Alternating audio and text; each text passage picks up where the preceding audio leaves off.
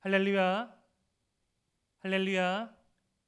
여러분 반갑습니다. 4월 첫 번째 우리 사부 예배 오신 여러분들을 주님의 이름으로 환영하고 축복합니다. 여러분 꽃이 만발했는 거 여러분 아십니까? 꽃이 만발했더라고요. 어제 그리고 그저께 잠깐 신방겸 그리고 또 볼 일이 있어서 왔다 갔다 하다가 벚꽃이 그렇게 핀 것을 보고 참 놀랐습니다. 근데 벚꽃을 봐도 별 감흥이 없더라고요. 제가 집사람들 앞에 이런 말씀드려 죄송하지만 나이가 먹어서 그런지 아니면 또 달리 또 나이 탓은 아닌 게 또 연로하신 제가 알고 지내고 있는 권사님들께 연락이 왔는데 목사님 너무 꽃이 만발했다고 대구도 만발하냐고 물으시는 거예요. 훨씬 더 전보다 십수년을 수십 년을 더 사셨는데 그분들 눈에는 더 밝게 보이고 사람의 때에 따라서 상황에 따라서 우리가 참 꽃이 필 시기가 됐다는 거 아는 것과 내 마음속에 감동이 되는 것은 좀 다른 것 같습니다. 아는 것과 사는 것, 암과 삶, 세상에서 가장 긴 거리를 바로 머리부터 가슴까지라고 하지요. 우리 삶에 우리 신앙 삶 가운데 큰 간격이 있을 수 있습니다. 어떤 인지하는 것, 우리가 알고 있는 것과 내가 믿는 것, 내가 사는 것과의 그런 이 차이가 간격이 벌어졌을 때 참 어려움을 느끼지요. 특별히 신앙생활 가운데 그럴 때가 종종 많이 찾아올 수 있습니다. 주님 안에서 예배당 안에서 내가 섬기는 부서 안에서 내가 어떠한 특정한 사항과 관계 안에서는 주님이 살아계시고 주님께서 나에게 은혜 끼쳐주시고 주님께서 나의 사랑의 주님이라는 것을 믿겨지지만 그 어떤 장소와 그 어떤 관계와 그 어떤 틀들을 벗어나서는 내가 아는 것과 내가 사는 것이 분리된 것만 같은 그런 시간들이 우리에게 올 수 있다고 저도 경험하고 여러분들도 경험하고 있습니다. 그럼 과연 우리는 어떻게 살아야 합니까? 계속적으로 살펴보고 있는 우리 에베소서 말씀, 이 에베소서 말씀에서는 이 1장부터 3장까지는 우리가 마땅히 알아야 할 바, 하나님께서 어떤 분이시고 교회가 어떤 곳이며 교회가 어떤 공동체이며 우리가 믿고 따르는 이 삼위 하나님의 어떠한 분이신가를 알려준 후 이 4장부터는 이 믿는 자로서 하나님을 사랑하는 사람으로서 하나님의 자녀로서 어떻게 살아야 할지를 우리에게 알려줍니다. 오늘 말씀 우리가 읽은 말씀이지만 에베소서 4장 1절 말씀에서는 이렇게 우리에게 살 것을 사도 바울이 권합니다. 그러므로 주 안에서 갇힌 내가 너희를 권하노니 너희가 부르심을 받은 일에 합당하게 행하여. 여러분 이 말씀 제일 앞에 그러므로라는 이 단어가 있죠. 특별히 이 사도 바울이 적은 이 말씀, 사도 바울이 기록한 이 서신서 말씀을 읽을 때 그러므로 같은 이런 접속사, 전환을 나타내는 이 말씀이 있으면 여러분들 가지고 있는 종이로 된 성경책이 있으면 하이라이트를 하시면 되시고 스마트폰이 있으면 밑줄 긋기를 하시면 좋습니다. 참 중요한 이 말을 할 때 중요한 내용으로 넘어갈 때 이 그러므로라는 이 단어를 꼭 씁니다. 1장부터 3장까지는 이 알에 대한 문제였다면 알에 대한 내용이었다면 4장부터 6장까지는 이 알을 바탕으로 우리가 어떻게 살아야 할지를 이 다른 내용, 발전된 내용, 점진적인 내용이 전개된 것을 우리에게 말해줍니다. 이 부르심이 합당한 삶, 하나님의 말씀에 맞는 삶, 은혜를 따르는 삶이라고 하지만 우리에게 안 와닿을 때가 상당히 많이 있죠. 그렇다면 어떤 공동체를 교회를 처음 방문한 사람의 시각에서 한번 생각해 본다면 그것을 좀 더 우리 가슴 속에 와닿게 설명할 수 있습니다. 사랑하는 에바라위 청년 여러분, 이 불신자들은 이 교회에 왜 올까요? 이 불신자들이 하나님을 믿지 않는 사람들이 그리고 하나님을 믿었다가 잠깐 신앙생활을 멈춘 사람이 그리고 하나님에 대한 신앙을 가지고 있는 사람이 교회를 옮기는 거, 교회를 처음 방문하는 일들은 어떻게 시작이 될까요? 어떤 경우에서는 하나님을 향한 이 신앙이 있어서 마음이 있어서 하나님 때문에 교회를 방문하고 교회를 등록하는 경우도 있지만 많은 경우에는 대다수의 경우에는 사람 때문에 오는 경우가 참 많이 있습니다. 사람을 통하여 하나님을 만나지만 진리를 깨닫게 되지만 우리가 복음을 가졌다는 건 우리가 부르심을 받았다는 것은 우리를 통하여서 하나님을 만나게 해줘야 한다는 것을 의미합니다. 제가 한번 설명드리겠습니다. 자, 처음 우리 대동교회 에바다와 다윗을 방문한 사람이 있다고 생각합시다. 처음 이 에바다와 다윗, 에바 다윗 사부 예배를 방문하려고 마음 먹었을 때, 처음 이 집문 밖을 나갔을 때 어떤 환경에 다다랐게 됩니까? 이 자가 교통수단을 이용하지 않으면 대중교통을 이용했겠죠. 버스를 탈지, 지하철을 탈지, 아니면 택시를 탈지, 아니면 걸어갈지. 버스를 탔습니다. 오늘따라 상쾌하게 찍히는 카드 소리와 함께 빈자리가 보이는데 빈자리를 향해서 걸어가고 있는데 조금 더 빠른 이 걸음걸이로 재촉하시면서 앉으시는 분이 계십니다. 좀 기분이 약간 상했어요. 뭔데 이렇게 빨리 가시지? 가방을 던지시면서 먼저 앉으시지? 어라? 같은 이 수성구청역에 내렸습니다. 설마 이 대동교회 가실까? 라고 보니까 대동교회로 가시는 거예요. 아, 대동교회 성도 분이었구나. 이 차를 몰고 오시는 분들도 생각할 수 있습니다. 주차를 하려고 할 때 빽빽한 이런 환경이라서 우리 사부 예배 같은 경우에는 주차장 장소가 많지만 2부와 3부 예배 같은 경우에는 주차장이 협소하여서 성심성의껏 최선을 다해서 안내하고 있지만 어렵게 찾아왔는데 주차 장소가 없다는 그 말을 들을 때 상심할 수도 있지요. 사람을 보게 됩니다. 대중교통에서 내리거나 아니면 자가용에서 내리거나 그렇게 올라왔을 때 계단을 타고 올라와서 어른 예배 같은 경우에 1, 2, 3부 예배 같은 경우에는 주부를 나누시는 이 집사님, 권사님, 장로님을 만나게 되고 그 다음에는 우리 사부 예배에서는 리더들이나 임원들을 만나게 되죠. 사람을 보게 됩니다. 그냥 지나가게 되더라도 그냥 지나가네? 붙잡지 않네? 처음 왔는데 왜 말하지 않을까? 라는 생각들을 어떠한 예배에서도 할 수도 있고 왔는데 또 과한 관심을 보이시면서 한 명이 왔는데 4명이 달려들어가지고 어떻게 오셨냐고 내가 아는 사람과 닮았다고 말씀하시면서 예배가 시작되었는데도 불구하고 자리를 따라가지 않는다면 또 다르게 생각할 수도 있다는 거죠. 예배가 시작되었습니다. 찬양이 시작되었습니다. 보니까 처음 듣는 가사일 수 있죠. 불신자 같은 경우에는 처음 듣는 찬양. 뭐 이렇게 좀 군가 같기도 하고 좀 편안하기도 하고 좀 템포도 약간 좀 현대적이긴 한데 가사는 남다릅니다. 지존하시고 경배드리며 찬양드리세. 그런데 그분의 어떤 사랑, 하나님에 대한 어떤 존재에 대한 그런 정체성, 그가 우리를 향해서 행하신 일들, 하나님에 대한 그런 노래가 바로 찬양이구나. 기도하는 장로님, 그리고 기도 이후에 또 헌금을 하고 말씀 전하시는 목사님. 1부, 2부, 3부 예배 왔더니 담임 목사님 이러고 보이는 그분이 키가 크시네. 안경 끼셨구나. 얼굴이 하얗시네. 4부 예배 오니까 또 안경이 동그랗네. 목사구나. 그렇구나 생각합니다. 예배가 마치죠. 처음 온 사람은 환영을 합니다. 환영하는데 이 기분 뭐지? 처음 듣는 기분입니다. 과 모임 말고 처음 신입생 대면식 말고 나 혼자 이렇게 주목받는 일은 참 드문데 갑자기 일어서라 하고 빠른 템포의 찬양을 하면서 마쳐지게 되고 마쳐지니까 앞에서 열부를 가하면서 기도를 하고 말씀 같은 사람을 말씀하였던 그 동그란 안경을 쓴 목사가 와서 아는 척을 하고 다음 주에 보자고 합니다. 사람을 보게 되는 것이죠. 하나님께서 빽빽한 구름 가운데 임하셔서 처음 교회를 방문한 사람의 마음속에 감동하시고 그의 인생을 흔드시고 내가 너를 사랑한다. 내가 너와 함께한다.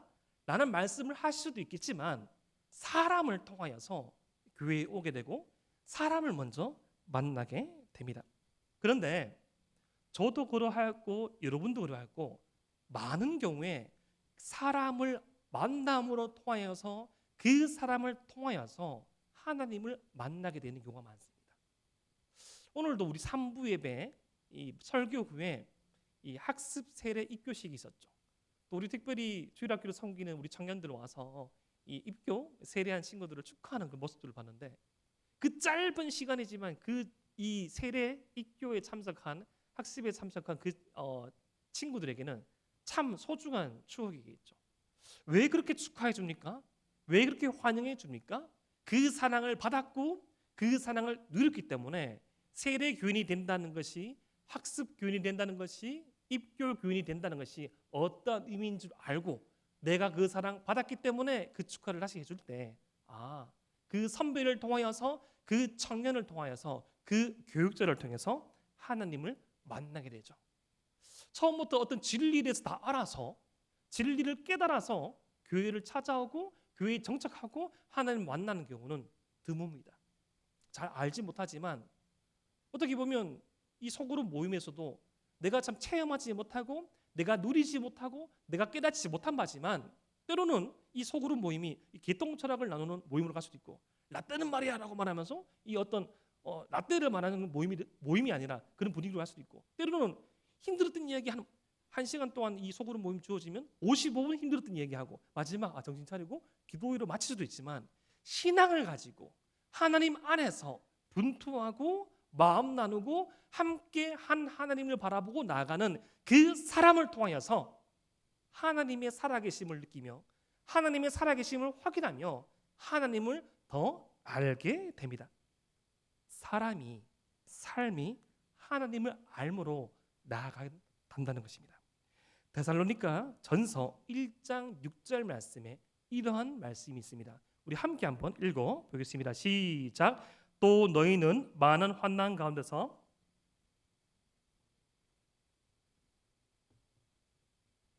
오늘 기분 나쁘신 거 아니시죠? 다시 한번 읽어볼까요? 시작. 또 너희는 많은 환난 가운데서 성령의 기쁨으로 말씀을 받아 우리와 주를 본받는 자가 되었으니. 지금 사도 바울이 데살로니가 교인들에게 이렇게 말하는 거예요. 우리가 많은 환난 가운데 기쁨으로 말씀을 받았는데, 그 말씀을 받았을 때, 은혜를 누렸을 때 주님을 본받는 거, 주님을 아는 거, 하나님을 사랑하는 거, 하나님을 아는 것을 우리가 흔히 신앙생활의 가장 큰 주축으로 생각하잖아요. 하나님을 본받는 거. 그런데 여기서 지금 사도 바울은 우리와 주를 본받는 자가 되었으니라고 말합니다. 신앙생활이라는 것은, 하나님을 사랑한다는 것은 하나님만 상대하는 것이 아니라, 하나님만 본받는 것이 아니라, 하나님만 관계하는 것이 아니라 바로 우리 공동체, 관계, 사람 또한 본받고 따라주며 서포트해주고 지지해주고 품안으며 나아가는 것이 바로 신앙생활이라는 것이죠. 그렇기 때문에 우리는 서로에게 이 책임감이 있어야 됩니다. 그렇기 때문에 저와 여러분들의 신앙에는 무게가 있습니다. 먼저는 우리가 하고 있는 신앙생활을 통하여서 하나님을 알지 못하는 자들에게 하나님을 소개하는 역할을 저와 여러분들이 맡고 있고요. 그리고 서로 간에 이 책임이, 그 역할이 있다는 것입니다. 지체로 말미암아, 지체됨으로 말미암아. 우리는 뭔가 무엇을 하려고 이 신앙생활을 하는 것이 아니라 이 무엇이 되는 것에 집중해야 됩니다. 제가 몇 번 말씀드렸죠. 신앙생활은 이 doing이 아니라 being이라고. 무엇을 하는 것, 무엇을 섬기고 무엇을 해내는 것이 중요한 것이 아니라, 먼저 우리에게 우선적으로 우리가 신경 써야 할 것은 무엇이 되는 것입니다. 하나님께서 부르신 사람으로 서는 것, 하나님을 아는 사람으로 서는 것, 하나님을 사랑하는 사람으로 서는 것, 하나님께서 사랑하는 자녀로 되는 것. 이 being이 우리에게 먼저 필요하다는 것입니다. 그렇다면 우리는 어떻게 이 부르심에 합당한 하나님께서 바라시는 그런 신앙생활들을 좀 더 잘할 수 있을까요? 오늘 본문에서 이 사도 바울은 4가지 방법을 우리에게, 저와 여러분들에게 제시합니다. 그 첫 번째 방법이 바로 에베소서 4장 2절 말씀에 이렇게 나와 있습니다. 우리 큰 목소리로 함께 한번 읽어보겠습니다. 시작. 모든 겸손과 온유로 하고 오래 참음으로 사랑 가운데서 서로 용납하고. 첫 번째, 겸손과 온유가 하나님께서 우리를 부르신 이 목적에 합당한 삶을 살아갈 수 있는 역할을 하게 해줄 것이라고 말합니다. 그런데 여러분, 모든 이 겸손과 온유 다음에 한글 뭐가 붙어 있죠? 로가 붙어 있죠. 로. 이 한글 붙어 있는 이 로는 이 원어적인 의미를 살펴보면 이런 것이 있습니다. 이런 뜻이 있어요. 이 꼭 지니고 다녀서 이 쓰려고 할 때 유용하게 쓸 수 있는 그런 역할. 예를 들어서 지금이야, 예를 들어서 뭐 어떤 땡땡페이 같은 게 있어가지고 핸드폰만 다니면 결제를 할 수 있잖아요. 여러분들은 가끔씩 그런 적 없었습니까? 저 예전에 공동체 생활을 할 때, 그때는 뭐 이렇게 가끔씩 부서의 지원도 있었지만 부서의 지원이 없었을 때 어떤 이렇게 서로 이렇게 더치페이를 해서 뭔가를 내고 할 때도 있잖아요. 꼭 그때마다 지갑이 없는 지체가 항상 있었어요. 꼭 마지막 계산할 때마다 신발금을 2번, 3번 묻고, 꼭 그때마다 배가 아프고, 마지막까지 볶음밥까지 빡빡 끓여 먹고 마지막 반 숟갈을 놔두고 화장실 가서 계산할 때 등장하는 그런 분들. 지갑이 없다라고. 지갑은 여러분 카드는 현금은 계산하려고 지니고 다니는 것이죠. 예를 들어서 신분증 나의 신분을 제시하려고 꼭 지니고 다니는 것입니다. 그런데 지금 사도 바울은 겸손과 온유 이러한 성품은 우리가 꼭 지니고 다녀서 유용하게 사용할 것이라고 우리에게 권면해주고 있습니다. 여러분 겸손 참 어렵죠. 여러분 겸손 참 어렵습니다. 그런데 이 참으로 겸손하신 분이 저와 여러분들이 믿고 있고 저와 여러분들이 예배하는 주님이시죠. 우리 예수님께서 이제 3주 후면 2주 후면 이 고난 주간이죠. 고난 주간에 자신의 십자가 죽음을 앞두고 예수님의 제자들이 함께 모여서 식사를 했습니다. 당시 팔레스타인 이스라엘에서는 식사를 하기 전에 발을 씻는 그런 관례, 그런 습관, 그런 의식이 꼭 행했어야 되는데 아무도 서로의 발을 안 씻어준 거예요. 그 집에서 파티를 열게 되는 밥을 먹게 된 화인도 발을 안 씻어주고 온통 그 사막 기후, 건조 기후에 샌들을 신고 다녀서 그리고 신발을 벗고 반쯤 누운 상태에서 식사를 해야 되는데 서로의 발 끝에 머리를 두고 밥을 먹어야 되면 그 먼지 묻은 발을 씻지 아니하면 밥을 먹는지 먼지를 먹는지 모르는 그런 광경이 오기 때문에 씻어줘야 되는데 아무도 안 씻어주니까 예수님을 처음 만난 순간이 아니라 예수님을 만나서 이제 예수님께서 곧 십자가에 매달리실 그 사건이 일어날 3년쯤의 시간이 지났음에도 불구하고 그때까지 마지막까지 서로가 잘났다고 싸우다가 서로 삐져가지고 발 씻어주는 것도 예수님 발 씻어주는 것도 잊어먹은 그 상태에서 우리 예수님께서 섭섭하다는 섭섭병에 걸리신 것이 아니라 허리에 수건을 두르시고 친히 발을 씻어 주셨죠. 그때까지 제자들은 서로 피 터지게 싸웠습니다. 내가 잘났니? 네가 잘났니? 이제 예수님께서 예루살렘에 입성하시면 이 제자들은 생각하기를 예수님께서 이 로마 군인을 제압하고 그동안 보이신 그 능력과 그 기적과 그 힘으로 말미암아 로마 군대를 제압하고 유대인의 왕이 될 것으로 생각했습니다. 그래서 심지어는 어떤 제자들은 어머니까지 데리고 와서 엄마 찬스를 쓰면서 엄마 카드가 아니라 엄마 찬스를 쓰면서 어머니에게 이렇게 말하게 합니다. 나중에 영광을 취하시면 내 아들을 하나는 좌편에 하나는 우편에 우리말로 치면 대통령 당선되시면 한 명은 국무총리로 한 명은 내무부 장관으로 한 명은 민정수석으로 한 명은 검찰총장으로 한 명은 국방부 장관으로 한 명은 외교통상부 장관으로 세워주십시오 라는 청탁을 하는 거 보고 제자들이 서로 물고 뜯고 피 터지게 싸웠습니다. 겸손은 성경이 말하는 겸손은 저 못합니다, 저 안됩니다, 저 할 수 없어요가 이렇게 아니라 성경이 말하는 겸손은 자기의 장점을 자기의 자랑을 중요하게 여기지 않는 것입니다. 다시 말씀드립니다. 이 성경에서 말하는 이 겸손은 자신의 장점을 중요하게 여기지 않는 것입니다. 여기 이 겸손과 붙어있는 이 온유라는 것은 약함과 동요가 아닙니다. 여러분 온유한 사람, 온유라고 했을 때 사람 항상 좋아가지고 오른밤 맞았더니 왼밤까지 돌려놓고 오른밤 맞았더니 더 때리십시오 이런 사람이 온유한 사람이 아닙니다. 여러분 성경에서 가장 온유한 사람이라고 표현된 사람이 바로 모세인데요. 모세, 이 이스라엘의 지도자 모세인데요. 모세는 아주 파이팅이 넘쳤습니다. 근데 이 모세는 이 약한 사람이 아니었어요. 모세는 자기의 권리보다 자기에게 맡겨진 하나님의 사명을 더욱더 중요하게 여겼습니다. 모세의 리더십에 이스라엘이 몇 번씩이나 반대를 하고 몇 번씩이나 대항을 하여서 모세를 끌어내리고 할 때 그때 모세가 이렇게 썩내지 않았습니다. 나를 뭘로 보고 하나님께서 나를 지도자로 세우시는데 하나님께서 내게 능력 주셔가지고 너희들을 이 애굽에서 탈출시키는데 아니 나를 뭘로 보고 내 때문에 홍해를 건너가지고 홍해를 마른 땅처럼 건너는데 나를 뭘로 보고 나를 통하여서 만나와 메추를 먹었는데 라고 썩내지 아니하고 화내지 아니하고 하나님의 영광을 가리는 것을 가슴 안타까워하면서 거룩하신 하나님 앞에 거룩하지 못한 행동을 하는 이스라엘 백성을 보면서 이 모세는 결단하고 모세는 주님 앞에 간구했습니다. 자신의 권리를 내세우지 아니하고 모세는 하나님의 권리, 하나님의 은혜를 소중히 여겼습니다. 예수님께서는 참으로 마음이 온유하고 겸손하신 분이시죠. 예수님께서는 자기 권리를 주장하지 아니하였습니다. 하지만 이 예수님의 인간적인 권리가 아니라 예수님께서 이 땅 가운데 오신 사명을 맡는 일에는 참지 아니하셨죠.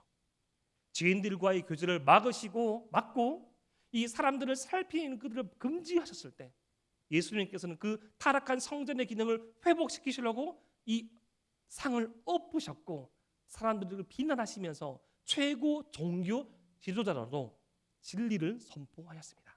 그것이 바로 겸손이며 그것이 바로 온유입니다. 자기에게 주어진 이 권리와 자기의 그런 장점을 부각시키지 않는 것, 그것이 바로 겸손과 온유라는 것이죠. 이 두 번째, 이 사도 바울이 우리에게 부르심에 합당한 삶을 살 수 있는 그런 이 덕목으로 우리에게 권유하는 것으로 바로 오래 참음이 있습니다. 한번 따라해 볼까요? 오래 참음. 참는데 오래 참으라는 것입니다. 주님 안에서 이것은 하나님께서 보여주신 성품이지요. 화나게 하는 존재에 대해서 인내심과 의지를 다하여서 그 화를 참는 것을 의미합니다. 출애굽기 34장 6절 말씀에 이러한 말씀이 있죠. 여호와라 여호와라 자비롭고 은혜롭고 노하기를 더디하고 인자와 진실이 많은 하나님이라. 하나님의 성품을 천사들이 노래하는데 여호와라 여호와라 노하기를 더디하고 인자와 진실이 많으신 하나님이시라. 여기 이 더디하고 이 단어가 바로 오래 참음에 가는 그런 단어입니다. 지금 사회는 기다려주지 않는 사회이지요. 저는 얼마 전에 좀 기다리지 못해서 화가 났던 일이 있었습니다. 제가 지금 사용하고 있는 핸드폰 요금, 여러분들 대부분 그러시겠지만 요금이 5G인데 5G가 뭘 뜻하는지는 모르겠지만 좀 빠르다는 느낌 받으시죠? 근데 5G가 다 이 5G도 뜨는데 저희 집 한 3분의 2 지역, 대부분의 지역에서는 이 LTE를 뜨더라고요. 썽이 막 나더라고요. 난 지금 5G 요금을 내고 있는데 왜 LTE 요금을 내고 LTE가 뜨지? 라고 생각하면서 제가 쓰고 있는 통신사에 전화를 해봤습니다. 하니까 가는 거예요. 지금 그렇네요 라고 하는데 그렇네요 하니까 더 썽이 나는 겁니다. 그렇네요 라고 말씀하시면 안 되죠. 전 지금 5G 요금을 쓰고 있는데 왜 LTE가 씁니까? LTE가 뜹니까? 하니까 저희 집 가까이 있는 어느 지점을 말해 주면서 거기에 가면 5G 수신기가 달렸으니까 5G 안테나가 더욱 빵빵해질 것이라고. 그때 제가 폭발했습니다. 아니 어떻게 그런 말씀하시냐고. 제가 그러면 5G 쓰려고 저기 땡땡 은행까지 가가지고 땡땡 은행 ATM 옆에 가서 5G를 기다려야 됩니까? 제가 지금 살고 있는 것이 수성구인데 이런 일이 일어나서 되겠어요? 한참 말하다가 순간 제가 부끄러운 거예요. 이걸 이렇게까지 말할 게 있나? 내가 5G인들 LTE인들 무슨 상관이 있지? 생각이 들면서 부끄러운 이불킥을 감당하면서 나중에 차차 서비스를 개선해 주십시오라고 말씀드렸습니다. 이런 속도는 대한민국밖에 없죠. 5G 같은 속도는 우리나라밖에 없습니다. 어딜 가도 와이파이가 터지고. 혹시 여러분 그런 거 발견하셨습니까? 자판기에 보면 그런 문구가 적혀있는 자판기 있습니다. 커피 자판기 중에. 다 음료가 다 나올 때까지 컵을 뽑지 마시오. 그걸 못 찾는 거예요. 200원 넣고 300원 넣고 커피가 내려오는데 꼭 그걸 뽑는 사람이 있는 거예요. 못 기다려가지고. 여러분들은 그런 경험이 없는가 보죠. 저도 몇 번씩 그런 적이 있거든요. 커피 뽑으려다가 밀크 커피 손가락에 묻어가지고 기다리지 못하는 사람들. 지금 사회는 저와 여러분들도 기다려주지 않죠. 실패를 용납하지 않는 사회입니다. 사람이 성장한다는 것에 사람이 성숙한다는 것은 오랜 시간이 걸립니다. 사람과 공동체와 관계와 조직이 허물어지는 것은 일순간이지만 그것을 세워나가는 데는 상당한 시간이 걸립니다. 여러분들 20대, 30대 초중반을 살아가는 여러분들의 시간 가운데 어떤 것이 여러분들을 가장 많이 옥죄이고 힘들게 합니까? 기다려주지 않는 세상 아닙니까? 기다려주지 않는 사람들. 나 때는 말이야, 이쯤 되면 이렇게 해야지, 저쯤 되면 저렇게 해야지, 답을 가지고 나오는 분들. 근데 인생이 그런 자판기처럼 내가 원하는 이 음료를 먹으려고 대가를 지불하고 그 버튼을 누른다고 해서 바로바로 나오는 것이 바로 인생일까요? 그러한 자판기도 그 캔 음료가 나오지 않을 때 그 자판기를 향해서 하이킥을 날리는데, 우리 인생도 먹어버린 동전을 먹어버린 자판기처럼 대응하지 않을 때, 대답하지 않을 때, 반응할 때가 너무나 많이 있죠. 오래 참음이 저와 여러분들에게 필요합니다. 기다림이, 인내가 우리에게 필요합니다. 세 번째, 하나님께서 우리에게 바라시는 이 바람직한 삶을 살기 위해서 우리에게 필요한 성품 덕목은 바로 용납입니다. 용납. 여기서 말하는 용납이란 용서 이전의 단계를 의미합니다. 이해의 폭이 넓어지는 것입니다.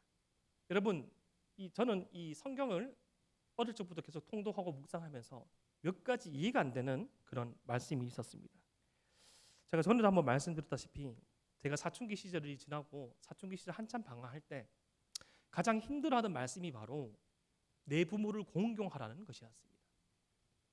내 부모를 공경하라는 이 공경이 참 목숨까지 내어놓을 수 있는 공경인데 어떻게 그럴 수 있지?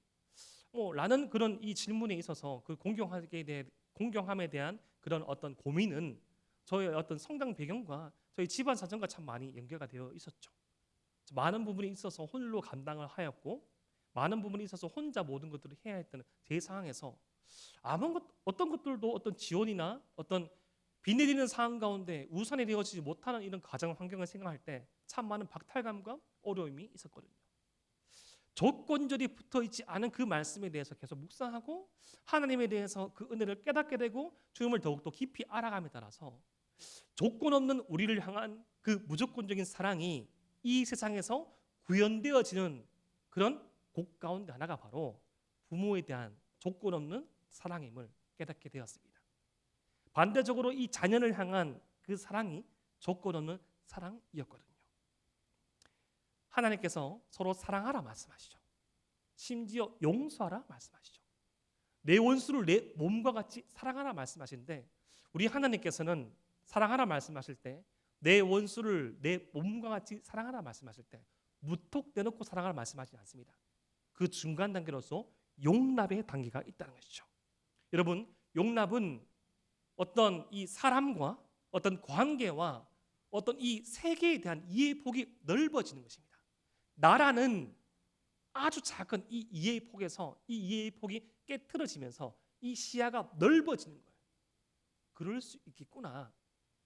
그럴 수 있겠구나라는 그런 이 용납의 틀, 이해의 틀이 갖춰지는 것. 잠언 말씀에서는 이것을 지혜라 말하기도 하고 총명이라 말하기도 합니다. 주로 말미암아 지혜와 총명이 생겨서 세계와 사람과 하나님께서 창조하신 이 세상들을 바라보는 시야가 넓혀지는 것이죠. 그것이 될 때 용납이 가능합니다. 일방적인 것이 아니죠. 근데 오늘 말씀 보니까 이 사랑 가운데서 서로 용납하라고 말합니다. 서로 용납하라고 말합니다. 관계성 안에서 서로 용납하라고 주께서 우리에게 베풀어 주신 사랑 가운데서 용납하라고 말씀합니다. 사랑하는 에바라비 청년 여러분, 주님께서 우리에게 정말로 원하시고 바라시는 가장 복된 삶, 가장 나다운 삶, 가장 행복한 삶을 살기 위하여서 저와 여러분들에게 제시하시는 그 하나님의 이 방법들, 겸손과 온유, 오래 참음과 이 용납의 그 은혜가 깨달으시고 삶 가운데 스며들기를 주님의 이름으로 축복합니다. 이 겸손과 온유, 오래 참음과 용납이 이 하나님께서 우리를 향하신, 하나님께서 우리에게 바라시는 이 삶에 대한 어떤 구체적인 방법이었다면, 세밀한 방법이었다면, 네 번째로 사도 바울이 우리에게 제시하는 하나님께서 우리를 부르시는 데 합당한 그 삶을 살기 위한 그 방법으로 주어지는 이 네 번째는 바로 지키라는 것인데, 이것은 큰 영역에서 우리에게 말하는 것입니다. 바로 이 숲과 나무에서 숲에 해당되는 말씀이 바로 지키라는 말씀입니다. 우리 에베소서 4장 3절 말씀을 먼저 우리 원래 가지고 있는 개역 개정판으로 한번 읽어 보겠습니다. 에베소서 4장 3절 말씀입니다. 시작. 평안에 매는 줄로 성령이 하나 되게 하신 것을 힘써 지키라. 4장 3절 말씀을 세 번역으로 한번 읽어보겠습니다. 시작. 성령이 평화의 띠로 묶어서 하나가 되게 하신 것을 힘써 지키십시오. 자, 우리가 이 겸손하고 우리가 이 온유하고 우리가 이 오래 참고 우리가 이 용납한다는 것은 사실은 우리 힘으로는 참 힘든 것이라는 것이죠. 어쩌면 우리 신앙생활의 이 8할은 우리 신앙생활의 9할은 버티는 것이라는 것이죠. 견디는 것이다. 그냥 버티고 견디는데 우리 힘만으로만 버티고 견디는 것이 아니라 여기서 이 매는 줄로 표현되는 이 부분이 있죠. 여기도 동그라미 치십시오. 여기서 이 매는 줄이라는 이 부분은 어떤 이 로마의 방어 체계를 의미합니다. 로마 군인들이 이 용맹한 이 게르만 족속과 싸울 때 아니면 이 갈리아 족속과 싸울 때 이 로마 군인들이 최강의 이 수비 전법이자 공격 전법으로 쓰던 이 방법 중에 하나가 서로의 방패와 방패를 이은 이 전법이 있었습니다.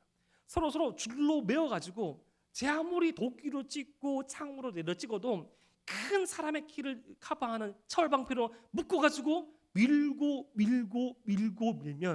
적들이 찌르다 풀리지 않는 이 방패를 보고 허물어져 가지고 이겨내는 그 전법을 뜻하는 것이 매는 것이라는 신약학자들이 있습니다. 그렇죠. 우린 참 연약합니다.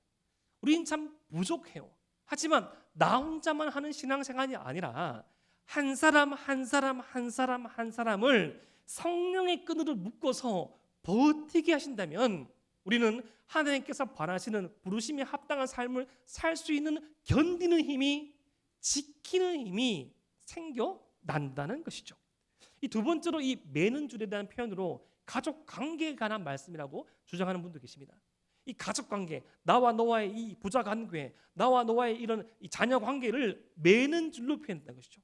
우리는 주 안에서 주의 보혈의 피로 맺어진 이 형제 자매이기에 서로가 서로를 지지하고 서포트하고 버텨내므로 말미암아 우리가 평화에 매는 줄로 묶여진 가족이기에 우리는 용납할 수 있고 우리는 오래 참을 수 있고 우리는 겸손과 온유를 표현할 수 있는 발휘할 수 있는 그 능력이 주 안에서 가족의 그 상황 가운데 있다는 것이죠.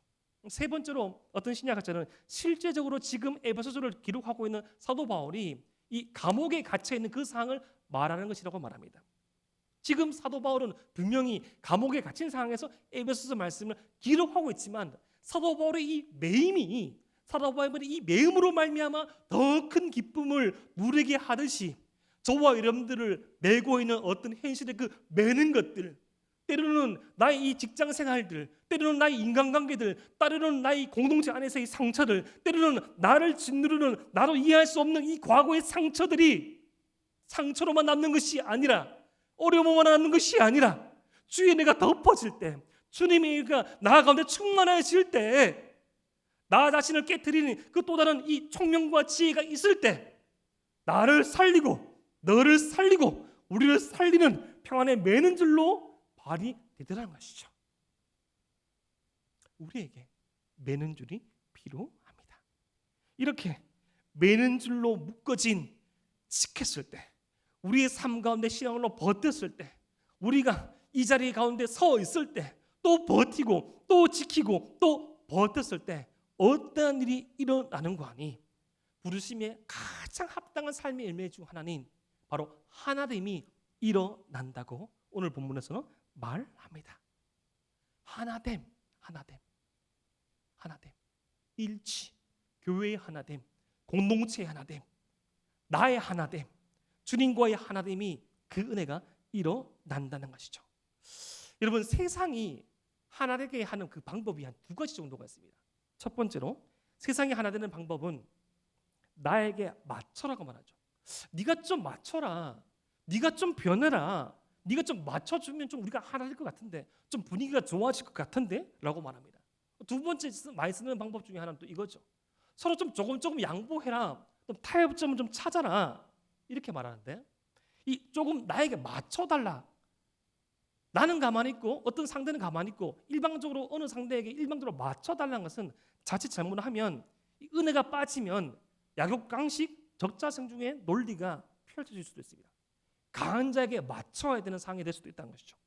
서로 조금 양보하라고 말하지만 그것이 이루어질 때도 있지만, 사람의 죄성을 관가할 때 서로 양보하듯 보이지만, 접점을 찾는 것처럼 보이지만 끝내 가장 중요한 것은 양보하지 아니함으로 말미암아 또다시 관계가 깨어지고 일치가 되어지지 않는 그런 상황에 처할 때도 있다는 것이죠.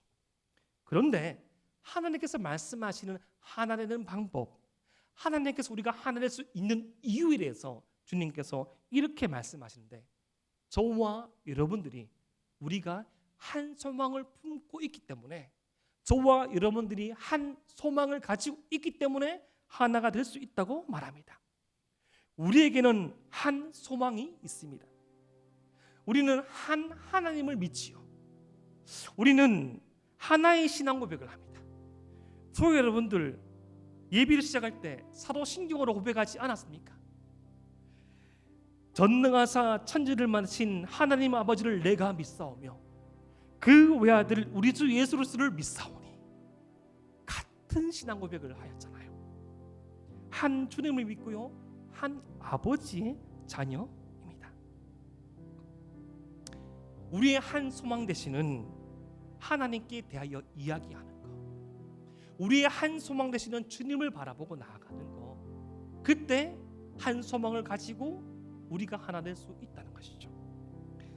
사실 한 하나님을 바라보고 한 하나님을 예비하며 그 한 하나님께 은혜를 받는 것이 가장 중요한데, 나만 그냥 은혜 받는 것이 아니라, 나만 그냥 깨닫는 것이 아니라, 정상적이고 충만하고 순리적인 그 은혜가 흘러가면 하나님을 믿고 있는 나 자신을 발견한 후에 하나님을 믿고 있는 너가 보이게 됩니다. 칼빈이 그렇게 말하였죠. 하나님을 아는 지식이 가장 중요하고 그 다음에 나를 아는 지식을 발견하게 된다고. 하나님을 아는 지식을 깨닫게 되면 나를 알게 되고, 나를 알게 되면 너를 알게 됩니다. 나만 이 상처 가지고 펑펑 울고, 나만 이 부분에서 힘들어하고 깨어지고 넘어지고 주저앉는다고 생각했는데, 그 같은 아픔, 같은 상처, 같은 눈물 짓고 있는 너가 있구나. 그때 그 성령의 매는 줄로 함께 묶어 가지고 버텨내는 거예요. 그냥 그 자리에서 서 있는 것입니다. 그냥 그 자리에서 버티고 서 있을 때, 평안의 매는 줄로 서 있을 때 주님께서 함께 하시며 온유와 겸손을 덧입혀 주시고, 주님께서 우리를 업어 주시고 우리를 세워 주시며 오래 참음과 인내와 수고의 영화를 주님께서 베풀어 주시는 것입니다. 한 소망 되시는 주님을 품고 서 있는 자, 한 소망 되시는 주님을 바라보고 나가는 자.